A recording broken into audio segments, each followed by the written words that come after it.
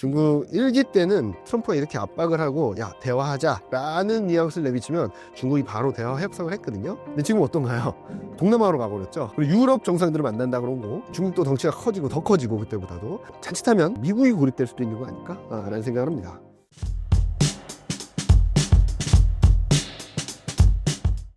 네, 안녕하십니까. 저는 대신증권 리서치센터에서 투자 전략을 담당하고 있는 이경민입니다. 또 오랜만에 심사임당에 출연하게 됐는데요. 최근 시장이 너무 어지러워서 저희 전망이 이게 맞습니다라고 말씀드리긴 어려울 수 있지만 최근 상황들에 대해서 어떻게 판단하고 앞으로 어떤 흐름으로 전개될지 저희 솔직한 생각들을 말씀드리도록 하겠습니다. 최근 주식시장 상황은 어떻게 평가하시나요? 일단은 순환까지는 아니더라도 미국 증시는 경기 둔화에 대한 우려감으로 좀 흘러내렸고 반면에 중국, 유럽 같은 경우는 경기 부양에 대한 기대, 경기 회복에 대한 기대로 좀 상대적으로 선방하던 상황에서 트럼프의 보편 관세, 상호 관세가 좀 갑자기 굉장히 강하게 시장에 유입되면서 미국 같은 경우는 스태그플레이션 우려를 더 증폭시켰다라고 보시면 될 것 같고요. 이 와중에 글로벌 증시 전반적으로는 그로 인한 충격, 교역 악화, 자체적인 경기 동력 둔화, 그리고 미국과의 갈등, 이 와중에 미국이 스태그플레이션으로 가면 다른 나라들도 버틸 수 없다라는 공포 심리가 각 나라마다 확대 재생산되면서 폭락이 나타났었죠. S&P 500 같은 경우는 고점 대비 17%가 넘게 빠졌고요. 나스닥은 22%가 넘게 빠졌습니다. 그런데 지난주를 기점, 그러니까 4월 둘째 주를 기점으로 트럼프가 한 발 물러섰죠. 보편 관세는 10%를 유지하되 상호 관세는 90일을 유예한다라는 모습들을 보이면서 또 급등이 나왔습니다. 미국 S&P 500은 9.5%가 튀었고요. 나스닥은 12%가 튀었고. 자, 근데 이 와중에 좀 의미 있는 흐름이 나타나긴 했다라고 보겠습니다. 일단 패닉셀, 공포에 젖어들어서 마구잡이로 파는 거거든요. 무슨 말이냐면 그날 4월 3일을 보시면 방어주다, 내수주다 없습니다. 그냥 전부 다 폭락했고요. 금 가격까지도 2% 넘게 폭락을 할 정도로 전체적인 자산분들이 폭락이 나타났었고 반대로 관세 유예 소식이 전해진 뒤에는 S&P 500 9.5%, 나스닥이 12% 넘게 오르면서 전방위적인 상승이 나타났거든요. 특히 급락했던 업종들 종목들이 빅테크 중심으로 좀 급반등이 나왔었죠.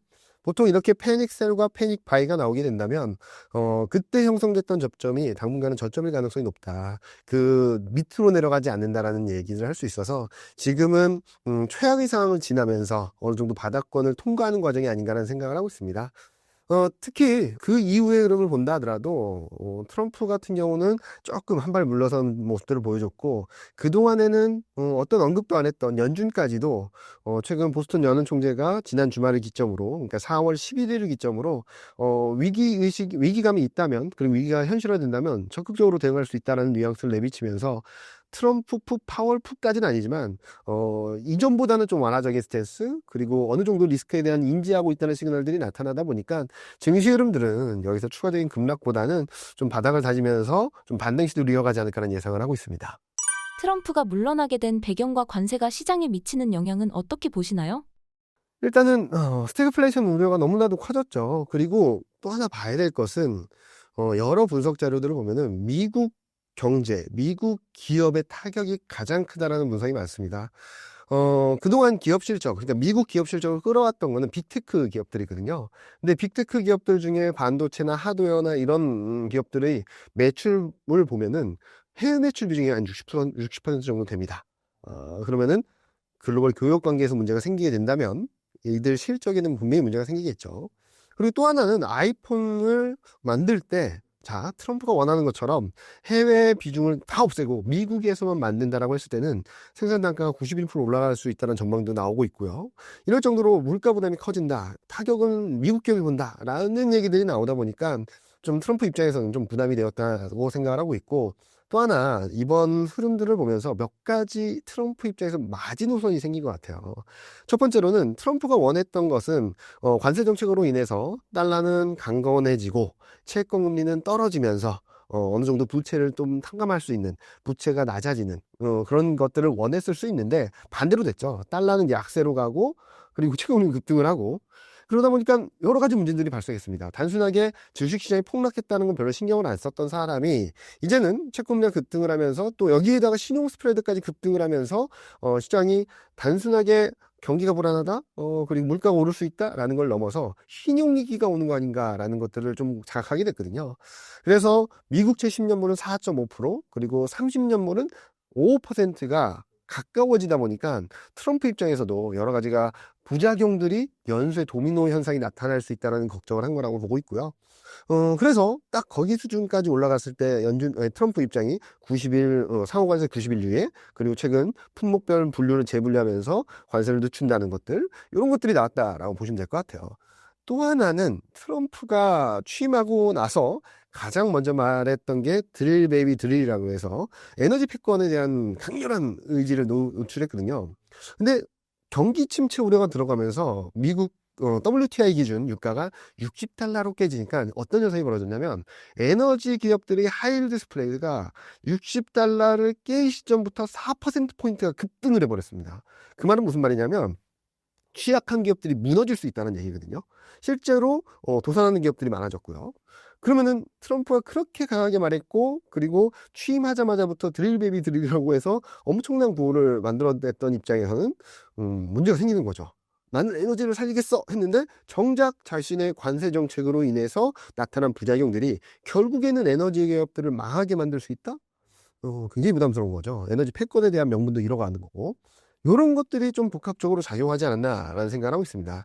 이와 더불어서 트럼프 취임 때는 그래도 긍정 지지율이 높았었던 상황에서 최근 들어서는 부정 지지율이 높아지고, 부정적인 지지율을 이슈별로 봤을 때 경제, 외교, 그리고 물가에 대한 부담, 물가에 대한 반대가 굉장히 큰 상황이거든요. 이런 것들이 복합적으로 트럼프의 마음을 흔들어 놓지 않았나? 라는 생각을 하고 있어서 앞으로 볼 때 미국채 10년물은 4.5, 그리고 30년물은 5%, 유가는 60달러. 이 정도가 어느 정도 트럼프의 마지노선으로서 이번에 보여주지 않았나라는 생각을 하고 있습니다. 중국의 국채 매도 때문에 트럼프가 물러났다는 분석이 있는데요. 어떻게 보시나요? 국채 매도, 워낙 장기물은 거래가 많지 않다 보니까 작은 물량에도 시장이 흔들 수 있는데, 국채 매수 비중, 그러니까 보유 비중을 보면 중국 비중은 그렇게 크진 않아요. 글로벌 전체적으로 봤을 땐. 근데 지난주, 채권금리가 급등을 할 때 보면은 많이 판 나라는 일본입니다. 네. 전 세계적으로 미국채를 갖고 있죠. 그런데 여기서 문제는 뭐냐면은 누가 파는지 컨트롤할 수 없다는 거죠. 또 하나는 이번 상호관세 보편관세를 통해서 많은 우방국들을 적으로 돌렸다는 거예요. 그렇게 잘해줬고 그렇게 협력했는데 갑자기 상호관세 10%, 그리고 보편관세 25%, 20%? 좀 답답한 흐름이죠. 그런 것들이 있다 보니까 미국채에 대한 공격이 나올 수도 있는 것이고, 그리고 정부 차원에서의 컨트롤할 수 있다 하더라도 기업이나 아니면은 기관이 갖고 있는 미국채를 매도할 수도 있는 거죠. 내가 피해를 보니까. 그런 것들이 있기 때문에 지금은 수급적으로 많이 꼬여 있다는 점들이 좀 트럼프 입장에서도 굉장히 부담스러운 요인이 아닐까라는 생각을 하고 있습니다. 이와 더불어서 최근 흐름들을 보면은, 저는 트럼프의 행보도 주목해야 되는데, 최근 재밌는 것은 중국의 행보예요. 중국 1기 때는 트럼프가 이렇게 압박을 하고, 야, 대화하자 라는 뉘앙스를 내비치면 중국이 바로 대화 협상을 했거든요. 근데 지금 어떤가요? 동남아로 가버렸죠. 네. 그리고 유럽 정상들을 만난다 그런 거. 중국도 덩치가 커지고 더 커지고 그때보다도 미국 의존도가 낮아지다 보니까 다른 생각들 하는 것이 아닌가? 그러면서 트럼프의 좀 입장이 좀 난처해졌다. 제가 상호관세, 보편관세가 나오면서 좀 제 나름대로 뇌피셜로 생각해 놨던 건데, 아직까지 대신직은 하우스비로는 결정이 안 된 겁니다. 근데 제가 내 나름대로 뇌피셜로 생각해 본 거는, 자칫하면, 미국이 고립될 수도 있는 거 아닐까? 라는 생각을 합니다. 왜냐면은, 자, 미국이 가장 큰 타격을 받는 IMF 분석도 있어요. 보편관세가 되면.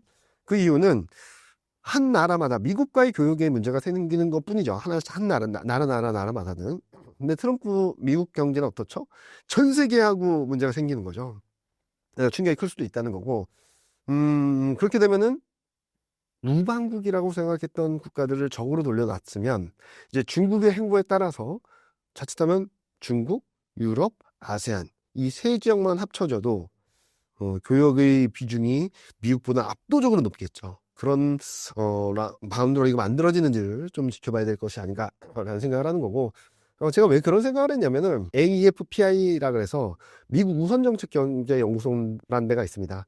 여기가 거의 트럼프 사조직 같은 연구소예요. 트럼프 재선을 위한 개인 연구소 같은 데인데 거기서 주요 내각 중에 뭐 장관급 인사 중에 5명이 여기 출신이기도 할 정도로 좀 영향력을 보여주고 있는데 거기 리포트를 보면은 다 해결 방안들이 나왔습니다. 그걸 정리하다 보면 딱 2가지예요. 거기서 말한 거는 첫 번째, 중국 고립. 2번째, 에너지 패권. 이 2개가 핵심이거든요.